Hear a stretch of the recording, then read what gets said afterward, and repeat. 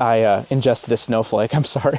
I think it must be 15 degrees, so I'll keep this brief. Here's Griffin. He's hanging out right next to me. The Catholic Men's Podcast, helping you find good works of literature for the Catholic gentleman. So there's a couple of things I need to tell you, leading up to 2 Christmas stories that are so beautiful, I just had to share them with you.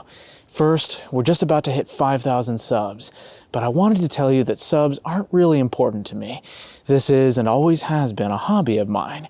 What's really important is your friendship and trust.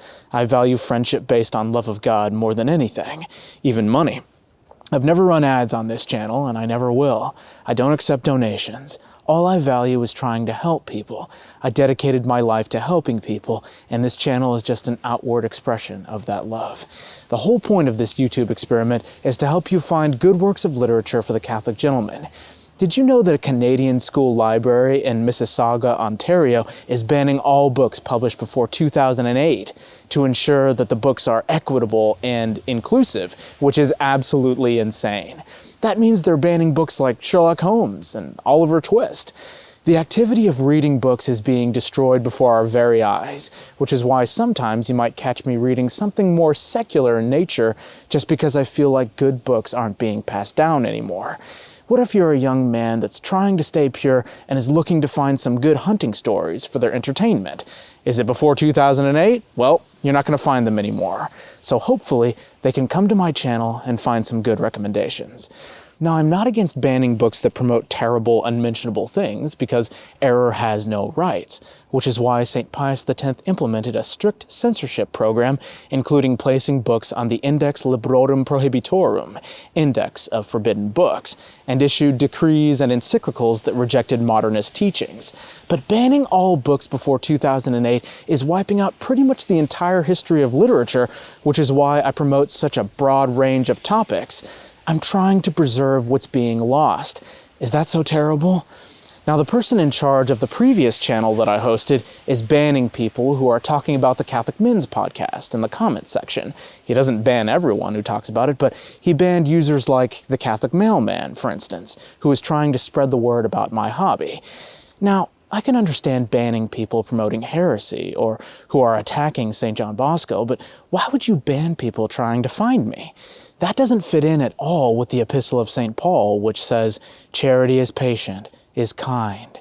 Charity envieth not, dealeth not perversely, is not puffed up, is not ambitious, seeketh not her own, is not provoked to anger, thinketh no evil, rejoiceth not in iniquity, but rejoiceth with the truth."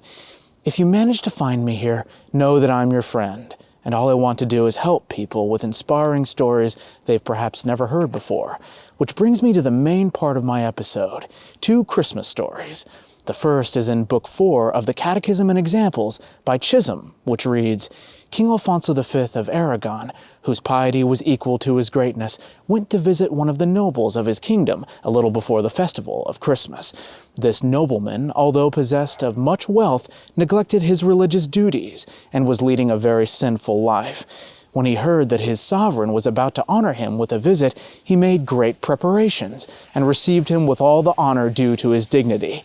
The king was pleased with these marks of respect, and when about to leave, he said to him, "Most noble lord, you have given me a magnificent reception, and I thank you for it with all my heart. But in a few days, a nobler king than I will come and ask you to give him a suitable welcome. Jesus Christ, the King of Kings, on his Christmas festival, will invite you to receive him into your heart in the sacrament of the Holy Eucharist. Therefore, I beseech you, go now and prepare your heart to receive him, and if you adorn it as sumptuously as you have adorned your palace for my reception, you may expect from him a great share of his heavenly graces." The nobleman took these words to heart, and on Christmas Day had the happiness of receiving his Lord and Master worthily in Holy Communion, to the joy and edification of all the faithful. So I beg you now to go to confession and receive Holy Communion on Christmas. The second story was found by my sister for her own YouTube channel, Miss Retro Reads. It was a legend from a sermon on Christmas by St. John Vianney. Although a legend, the cura of ours drew such a beautiful lesson from it that I can't help but bring it up. He said, There is a beautiful legend which says that a boy encountered the Mother of God in the flight into Egypt and begged for the favor of carrying the divine child in his arms. The Mother of God accorded him this privilege. When the boy came to a stream and looked into the water and saw his face, he noticed that the features of the divine child were imprinted upon his own.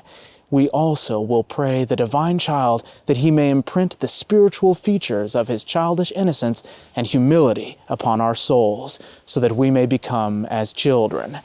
How beautiful it is to say of a Christian man, before the world a man, before God a child.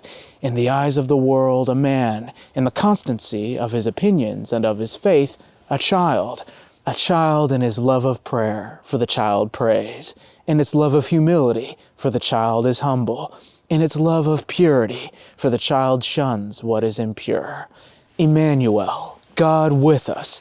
In his childhood, he draws our hearts towards him, vanquishes the world, and teaches us how to become as children, that we may obtain the kingdom of heaven. I wish you all a very Merry Christmas. Right, Griffin? Come here. Merry Christmas.